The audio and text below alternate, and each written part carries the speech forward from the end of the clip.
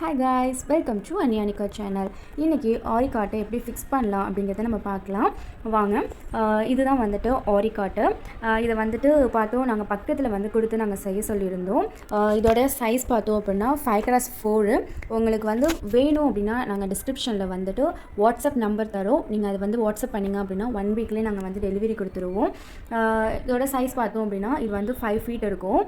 இதுதான் வந்து main frame நமக்கு வருது. இது வந்துட்டு சைடுல நமக்கு அந்த ஃப்ரேம் வரும். இதோட சைஸ் பார்த்தோம் அப்படினா 4 feet நமக்கு கொடுத்திருக்காங்க. நாலு பக்கமே கனெக்ட் பண்ற மாதிரி நமக்கு வந்து 4 legs கொடுத்திருக்காங்க. அதோட சைஸ் பார்த்தோம் அப்படினா நமக்கு வந்து 1.5 feet சைஸ் நமக்கு கொடுத்திருக்காங்க. நாலுமே வந்துட்டு நாலு பக்கமே கனெக்ட் பண்ற மாதிரி ஸ்க்ரூ எல்லாமே வந்துட்டு நாங்க வாங்கிக்கிட்டோம். நீங்க ஆர்டர் பண்ணீங்க அப்படினா இது எல்லாமே சேர்ந்து உங்களுக்கு வந்துட்டு நாங்க கொடுத்துருவோம். ஸோ உங்களுக்கு வேணும் அப்படின்னா நீங்கள் வந்துட்டு ஆர்டர் பண்ணலாம். இது வந்துட்டு பார்த்தோம் அப்படின்னா எப்படி வந்து கனெக்ட் பண்ணணும் அப்படின்னா நம்மளுடைய மெயின் ஃப்ரேம் இருக்குது இல்லையா, அதில் வந்து ஹோல்ஸ் எல்லாமே கொடுத்துருக்காங்க. இது எல்லாமே வந்துட்டு மெஷர்மெண்ட் வச்சு தான் நம்ம வந்துட்டு ஹோல்ஸ் எல்லாமே போடணும். அதெல்லாம் வந்துட்டு நீங்கள் வந்து அப்படி பக்கத்தில் ஆர்டர் கொடுக்குறீங்க அப்படின்னா நீங்கள் வந்து மெஷர்மெண்ட் வச்சு நீங்கள் கொடுங்க. இப்போ வந்து பார்த்தோம் அப்படின்னா அந்த 4 legs இருக்குது இல்லையா, அதை வந்து எடுத்துகிட்டு நம்ம அந்த மெயின் ஃப்ரேமில் வந்துட்டு பக்கத்தில் ஒரு ஹோல் கொடுத்துருப்பாங்க. லாஸ்ட்டாக ஒரு ஹோல் கொடுத்துருப்பாங்க. அது வழியாக வந்து நம்ம கொடுத்து என்ன பண்ணணும் அப்படின்னா கனெக்ட் பண்ணிக்கோங்க. இந்த மாதிரி கனெக்ட் பண்ணிக்கணும்.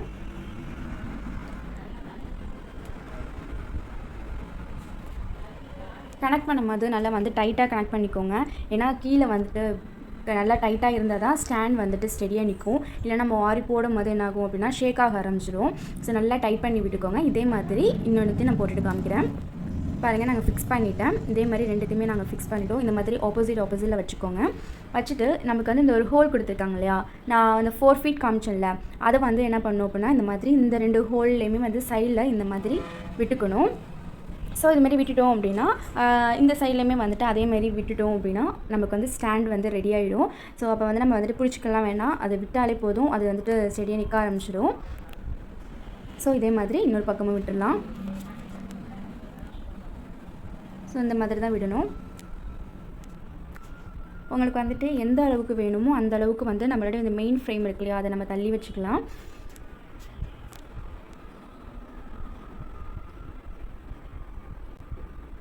இப்போ பார்த்தோம் அப்படின்னா இது வந்துட்டு நம்ம வந்துட்டு கிளாத்து வச்சு நம்ம வந்துட்டு ஸ்டிச் பண்ணிட்டோம் அப்படின்னா ஒன்ஸ் நம்ம ஸ்டிச் பண்ணிட்டாலே போதும், திரும்ப திரும்ப நம்ம வந்து ஸ்டிச் பண்ண வேண்டிய அவசியம் இல்லை. ஸோ நான் வந்துட்டு இதுக்கு வந்துட்டு என்ன மாதிரி த்ரெட் எடுத்திருக்கேன் அப்படின்னா பைப்பிங் த்ரெட் அப்படின்னு சொல்லி கேட்டோம் அப்படின்னா தருவாங்க. ஸோ உங்களுக்கு பெரிய சைஸில் இருந்துச்சு அப்படின்னா வாங்கிக்கோங்க. அதேமாதிரி கோனி ஊசி சொல்லுவாங்க இல்லையா, ஸோ கோனி ஊசிலே ரொம்ப பெரிய ஊசி இல்லாமல் சின்ன ஊசியாக வந்து இந்த ஹோலில் விட்டு எடுக்கிற மாதிரி வர மாதிரி நீங்கள் ஒரு ஊசி வாங்கி வச்சுக்கோங்க. ஸோ அப்போ தான் வந்து நம்ம வந்து 2 ஸ்டிச் நம்ம போடணும். ஃபஸ்ட்டு வந்துட்டு ஸ்ட்ரைட்டாக போட்டுட்டு போகணும், திரும்பி ரிட்டனில் வரணும். ஸோ வந்து அந்த அளவுக்கு வந்துட்டு சின்ன ஒரு ஊசி அண்ட் த்ரெட்டு வாங்கி வச்சுக்கோங்க. இப்போ வந்துட்டு நம்ம வந்துட்டு இந்த மாதிரி போட்டால் தான் வந்து நமக்கு கரெக்டாக வரும். ஏன்னா த்ரெட்டு ரொம்ப பெருசாக எடுத்துட்டோம் அப்படின்னா நம்ம வந்து ஒரு தடவை ஸ்டிச் பண்ணிட்டோம் அப்படின்னாவே திரும்பி ரிட்டர்ன் பண்ண முடியாது. அதனால் வந்து கொஞ்சம் சின்னதாக மீடியமாகவே வாங்கி வச்சுக்கோங்க. த்ரெட்டையுமே பைப்பிங் த்ரெட் அப்படின்னு சொன்னாலே தருவாங்க. ஸோ நீங்கள் அந்த மாதிரி வாங்கிக்கோங்க. வாங்கிட்டு நீங்கள் வந்து உங்களால் எவ்வளோ முடியுமோ அந்த அளவுக்கு வந்துட்டு நூல் வந்து எடுத்துக்கோங்க. ஏன்னா வந்து நம்ம நூல் அதிகமாக இருந்தால் கூட வந்து நம்ம வந்துட்டு கட் பண்ணி விட்டுக்கலாம். லாஸ்ட்டாக கம்மியாகிடுச்சு அப்படின்னா திரும்பி நம்ம வந்துட்டு நாட் போட்டுட்டு நம்ம வந்துட்டு திரும்பி ஸ்டிச் பண்ணுறது சரியாக வராது. ஸோ உங்களால் எவ்வளோ முடியுமோ அந்த அளவுக்கு வந்து நூல் வந்து அதிகமாக எடுத்து விட்டுக்கோங்க. இந்த மாதிரி எடுத்து விட்டுட்டு ஃபஸ்ட்டு ஹோலில் வந்துட்டு நீங்கள் உட்காந்துருக்கீங்க அப்படின்னா உங்களுக்கு ஆப்போசிட்டில் விடுங்க.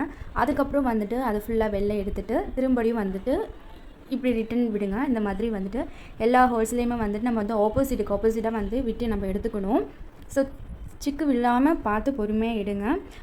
ஹெல்ப்புக்கு 2 பேர் வச்சுட்டிங்க அப்படின்னா கொஞ்சம் ஈஸியாக இருக்கும். சரி, ஒரு ஆளாக வந்துட்டு நம்மளால் வந்து இது ஸ்டிச் பண்ண முடியாது, கஷ்டம். அதனால் வந்துட்டு சிக்கு எதுவும் இல்லாமல் பொறுமையாக பார்த்து விட்டு ஸ்டிச் பண்ணிக்கோங்க. இந்த மாதிரி ஹோலில் விட்டு எடுத்துக்கோங்க. நம்ம வந்து ஹோலில் வந்துட்டு விட்டு எடுக்கும் போது நம்ம என்ன பண்ணணும் அப்படின்னா கொஞ்சம் டைட்டாக வந்துட்டு போட்டுக்கோங்க. ஏன்னா நமக்கு வந்து இந்த த்ரெட்டு நம்ம ஸ்டிச் பண்ணுறது வந்துட்டு நல்லா டைட்டாக இருக்கணும். அப்போ தான் நம்ம கிளாத் வந்து ஸ்டிச் பண்ணும்போது நம்மளுக்கு வந்து நல்ல ஒரு ஃபிட்டான நமக்கு கிளாத் கிடைக்கும், ஃபிட் பண்ண முடியும். அப்போ தான் ஆரி ஒர்க் போடுறதுக்கு நம்மளுக்கு ஈஸியாகவும் இருக்கும். ஸோ இந்த மாதிரி எல்லா ஹோல்லையுமே இந்த மாதிரி விட்டு எடுத்துக்கோங்க.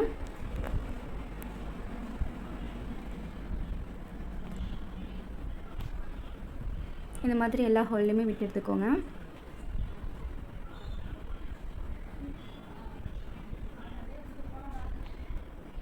கொஞ்சம் பார்த்து கேர்ஃபுல்லாக எடுங்க. ஏன்னா சிக்கு விழுந்துருச்சு அப்படின்னா நாட்டு விழுந்துருச்சு அப்படின்னா ரொம்ப கஷ்டமாயிடும். ஸோ அதை பார்த்து கொஞ்சம் கேர்ஃபுல்லாக விட்டுடுங்க. இப்போ வந்து நம்மளுடைய எண்டுக்கு வந்துருச்சு. இப்போ நம்ம என்ன பண்ணணும் அப்படின்னா, நம்ம வந்துட்டு இதோட முடிஞ்சிருச்சா, எண்டுக்கு வந்துருச்சு. இதுக்கப்புறம் இதுக்கு ஆப்போசிட்டில் வந்துட்டு பக்கத்தில் ஒரு ஹோல் இருக்கு இல்லையா, இப்படி ஆப்போசிட்டில் திரும்படி வந்துட்டு ரிட்டனில் வரணும். ஸோ இந்த மாதிரி வரணும். பாருங்கள், நம்ம இதோட முடிஞ்சிருச்சு. திரும்ப வந்து நம்ம வந்து இந்த இதில் வந்துட்டு உள்ளே விட்டு எடுக்கணும். ஸோ இந்த மாதிரி எடுக்கணும். இப்போ வந்துட்டு ஆப்போசிட்டில் வருது பார்த்தீங்களா. ஸோ இந்த மாதிரி தான் வந்துட்டு நம்ம வந்துட்டு ஸ்டிச் பண்ணணும்.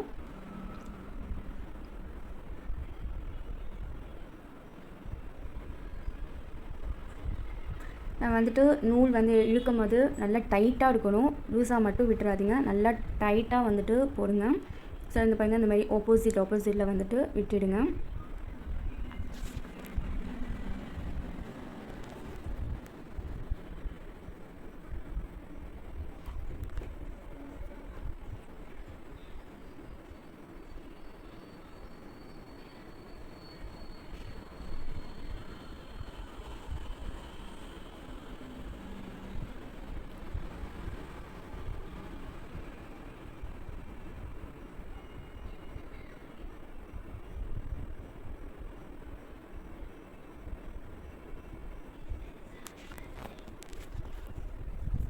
ஆரி காட்டில் நமக்கு என்ன பெனிஃபிட் அப்படின்னா, நம்ம ஒன்ஸ் வந்துட்டு ஃபிக்ஸ் பண்ணிட்டோம் அப்படின்னா, நம்ம வந்துட்டு அந்த ப்ளவுஸ் போட்டு முடிக்கிற வரைக்குமே வந்துட்டு நம்ம வந்துட்டு போட்டுட்ருக்கலாம். இடையில அவுக்கெல்லாம் தேவையில்லை.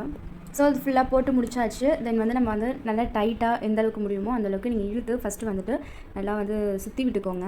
இந்த மாதிரி சுற்றி விட்டுட்டு இந்த மாதிரி அந்த ஃபீட்டுக்கு பக்கத்தில் வருது இல்லையா, அந்த இடத்துல அந்த மாதிரி சுற்றி விட்டுக்கோங்க. சுற்றி விட்டதுக்கப்புறம் உங்களால் வந்துட்டு எவ்வளோ முடியுதோ அந்த அளவுக்கு என்ன பண்ணணும் அப்படின்னா, இந்த மாதிரி சுற்றி விட்டுக்கோங்க. சுற்றி விட்டுட்டு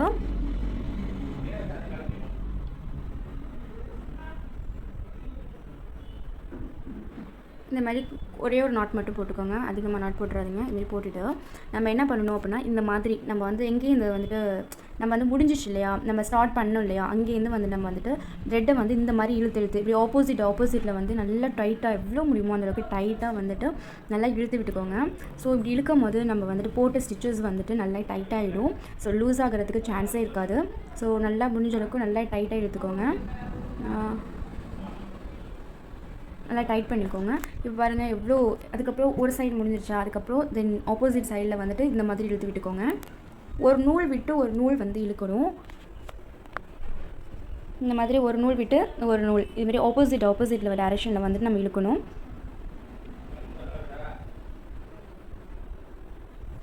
பாருங்கள் எவ்வளோ நூல் வருது பார்த்தீங்களா. நம்ம வந்து எவ்வளோக்கு டைட் பண்ணுறோமோ அந்தளவுக்கு நூல் வரும். இப்போ நம்ம என்ன பண்ணணும் அப்படின்னா, நம்ம வந்து இது ஸ்டார்டிங்கில் போட்டது. இப்போ என்ன பண்ணணும் அப்படின்னா, இந்த நூலை வந்துட்டு நல்லா டைட் பண்ணி லூஸ் விட்டுறாமல் டைட் பண்ணி நல்லா ஒரு நாட் போட்டுக்கோங்க. இந்த மாதிரி நம்ம வந்துட்டு நல்லா இழுத்து நாட் போடுறதுல தான் இருக்குது. இல்லை அப்படின்னா நம்ம வந்துட்டு கிளாத் ஸ்டிச் பண்ணாலுமே நம்ம வந்துட்டு என்ன ஆகாது அப்படின்னா, அது ஸ்டிஃபாக நிற்காது, ரொம்ப லூஸ் ஆகிடும். அப்போ நம்ம போடும்போது கஷ்டமாக இருக்கும். அதெல்லாம் வந்து நல்லா ஸ்டிஃபாக எவ்வளோ முடியுமோ அந்தளவுக்கு டைட்டாக போட்டுக்கோங்க. இந்த மாதிரி நாட் வந்து நல்லா போட்டுக்கோங்க. இதெல்லாம் வந்து நம்ம ஒன்ஸ் போட்டுட்டோம் அப்படின்னா திரும்பி அவுக்கவே தேவையில்லை. இது நம்ம வந்துட்டு அப்படியே தான் இருக்கும். ஸோ இந்த மாதிரி நாட் நல்லா போட்டுக்கோங்க. இதே மாதிரி இன்னொரு சைடுமே வந்துட்டு நான் போட்டுட்டு உங்களுக்கு நான் காமிக்கிறேன். பாருங்கள், ஃபுல்லாக வந்து நான் போட்டுட்டேன். 2 சைடுமே போட்டு ஃபுல்லாக ஃபிக்ஸ் பண்ணிட்டேன் நான். நெக்ஸ்ட்டு வந்து கிளாத்தை வந்து எப்படி ஃபிக்ஸ் பண்ணுறதுங்கிறத அடுத்த வீடியோ பார்க்கலாம்.